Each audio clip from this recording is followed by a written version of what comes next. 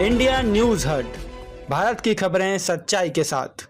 टिटवाला क्षेत्र के गुरवली गांव में रेलवे पटरियों के पास स्थित बंगला सोसाइटी संजीवनी सहकारी आवास सोसाइटी में A99 सचिव श्री सोहनी का है, A14 कोषाध्यक्ष श्री केंजले का है और A6 उप सरपंच श्री प्रकाश दलवी का है। श्री सोहनी और श्री केंजले के बंगले में लगे सीसीटीवी कैमरे में लुटेरों के चेहरे और दरवाजा तोड़ते हुए उनकी फुटेज कैद हो गई है, लेकिन 15 दिन बीत जाने के बाद भी अभी तक किसी की गिरफ्तारी नहीं हुई है। 21 जून 2025 को सुबह 2:30 बजे से 4:30 बजे के बीच लुटेरों ने बंगले और 2 अन्य बंगलों सहित कुल 5 बंगलों में सेंध लगाई और लगभग 18 तोला सोना और दस्तावेजों से भरे बैग लूट लिए। नमस्कार, मी अनिरुद्ध सोहनी।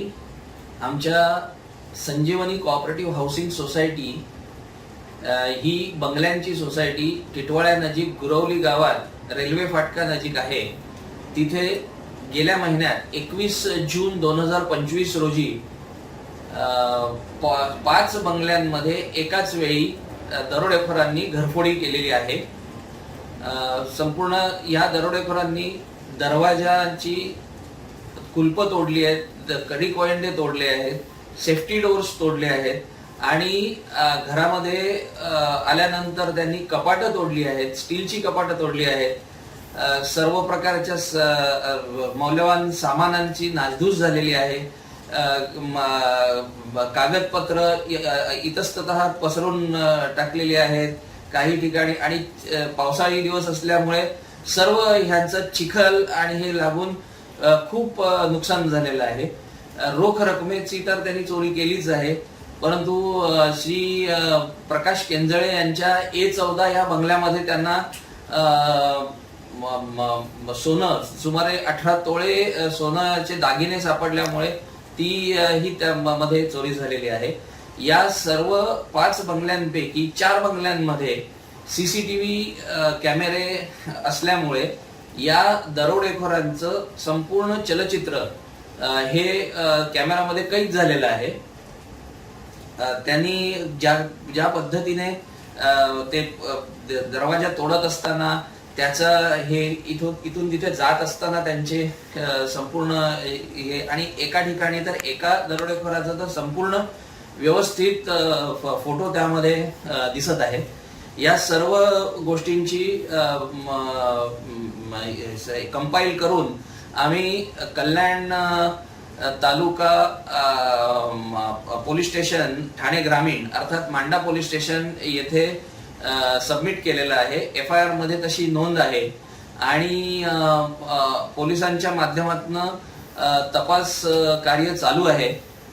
पोलीस स्टेशनचे इंचार्ज श्री बाळा कुंभार यांनी आमच्या सोबत चर्चा करून आमच्या संपूर्ण सीसीटीव्ही फुटेजेस तसेच आम्ही सांगितलेले हे व्यवस्थितपणे ऐकून घेऊन त्या पद्धतीने पोलिसांच्या टीम्स बनवून त्या कामाला लावलेल्या आहेत असं आम्हाला कळलं आहे। पोलिसांचं सहकार्य चांगल्या पद्धतीने होत आहे, परंतु आज 1 महिना उलटून गेल्यानंतर संबंधित चोरीमधले कोणीही अजूनपर्यंत अटक न झाल्यामुळे काहीसं भीतीचं आणि काळजीचं वातावरण सोसायटीतील रहिवासी तसेच ग्रामस्थ यांच्यामध्ये सुद्धा पसरलेलं आहे।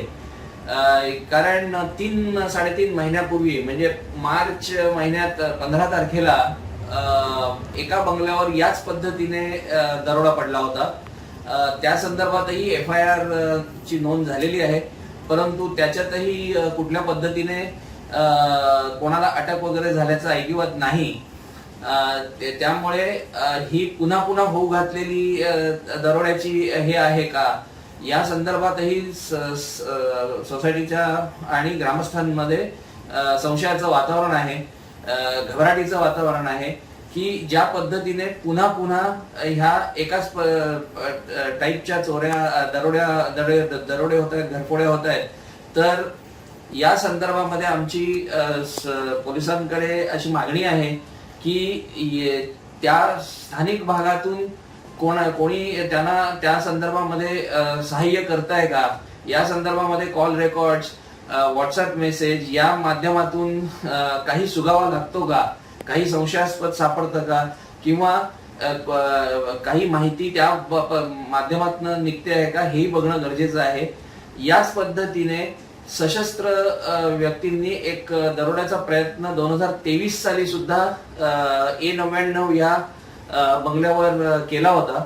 अर्थात त्यावेळेला सुद्धा सशस्त्र व्यक्तींचे फोटो आपण कल्याण तालुका पोलीस स्टेशन ठाणे ग्रामीण येथे सबमिट केलेले आहेत. या सर्वांचे एकत्र हे धरून काही त्यातनं या दरोडेखोरांपर्यंत पोहोचून यांची मुसक्या बांधण्यासाठी पोलिसांना काही सहकार्य हवं असेल तर त्या पद्धतीनेही आम्ही सर्व फुटेजेस त्यांना दिलेले आहेत. आम्हाला आशा आहे की लवकरात लवकर पोलिसांच्या माध्यमातून या दरोडेखोरांना अटक होऊन मुद्देमालही सापडेल त्यांनी. आणि ह्या पद्धतीच्या ह्या दरोडे खोरी थांबल्यामुळे मग लोकांमध्ये सुद्धा एक समाधानाचं वातावरण निर्माण व्हावं अशी आमची इच्छा आहे. जय हिंद, जय महाराष्ट्र.